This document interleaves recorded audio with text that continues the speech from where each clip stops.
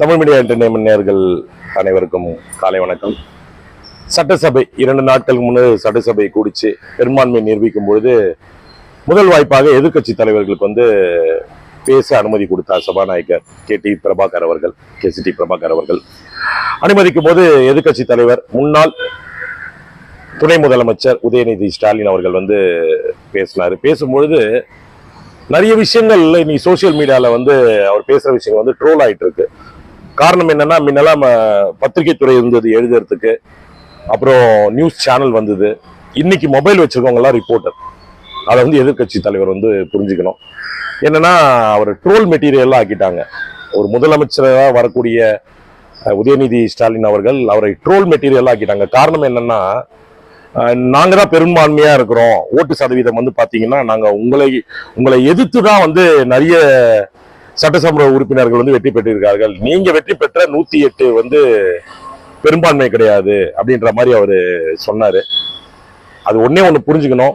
Congress, communist, விடுதலை சிறுத்தைகள், முஸ்லீம் league போன்ற கட்சிகளுடைய கூட்டணியில தான் இது திமுக வெற்றி பெற்றிருக்கிறது. அதிமுகவும் பிஜேபி, பாட்டாளி மக்கள் கட்சி, அது போன்ற கூட்டணி கட்சியில தான் அத்தனை எம்எல்ஏ அவங்க வந்திருக்காங்க. ஆனால் தமிழக வெற்றி கழகம் 108 விஜய் என்ற ஒற்றை சொல்லுக்காக, அவருக்காக மட்டுமே இத்தனை பர்சன்டேஜ் 33% மேல ஓட்டு பெற்று இன்னைக்கு வந்திருக்காருன்னா அதுக்கு காரணம் அதுதான். அதை நாங்க புரிஞ்சுக்கணும். நீங்க பொதுவாக எதிர்கட்சி மிகவும் ஆளும் கட்சிக்கு எந்தெந்த விஷயங்கள்லாம் தேவையோ அதெல்லாம் சொல்லி அதெல்லாம் செய்த காலங்கள்லாம் இருக்கு. தமிழக முன்னாள் முதலமைச்சராக இருந்த பாரத ரத்னா எம்ஜிஆர் அவர்கள் இருக்கும் பொழுது ஐயா முன்னாள் முதலமைச்சர் ஐயா கலைஞர் அவர்கள் சொல்ற நிறைய விஷயங்கள் தேவையான விஷயங்களை ஏற்றுக்கொண்டு பண்ணியிருக்கிறாங்க. என்னன்னா, நிறைய விஷயங்கள் நீங்க தெரிஞ்சுக்கணும்.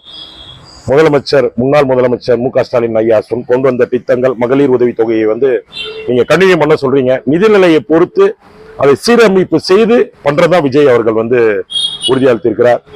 முன்னாள் முதலமைச்சர் ஜெயலலிதா அம்மையார் செய்த அம்மா உணவகத்தை நடுவுல அந்த ஆட்சிக்கு வந்த உடனே தொண்டர்கள்ன்ற போர்வையில சில பேர் ரவுடிசன் பண்ண அந்த போர்டெல்லாம் அடிச்சு உடைச்சாங்க. ஆனா அப்பொழுது முன்னாள் முதலமைச்சர் ஸ்டாலின் ஐயா அது தொடரும், அது அந்த மாதிரி செயல்களை செய்யும் மேல நடவடிக்கை எடுப்பாரு. இன்றும் அந்த அம்மா உணவகம் செயல்படுது. எந்தெந்த விஷயங்கள்லாம் மினி பஸ் அந்த மாதிரி நிறைய விஷயங்கள்லாம் இருக்கு. அம்மா கிளினிக் மட்டும்தான் போன வாட்டி மூடிட்டீங்க. அதை தமிழக வெற்றி கழக தலைவர் தற்போதைய முதலமைச்சர் விஜய் அவர்கள் ஏழை மக்களுக்காக திரும்பவும் தரப்பாரு நம்புவோம். ஏற்கனவே நான் சொன்னதுதான்,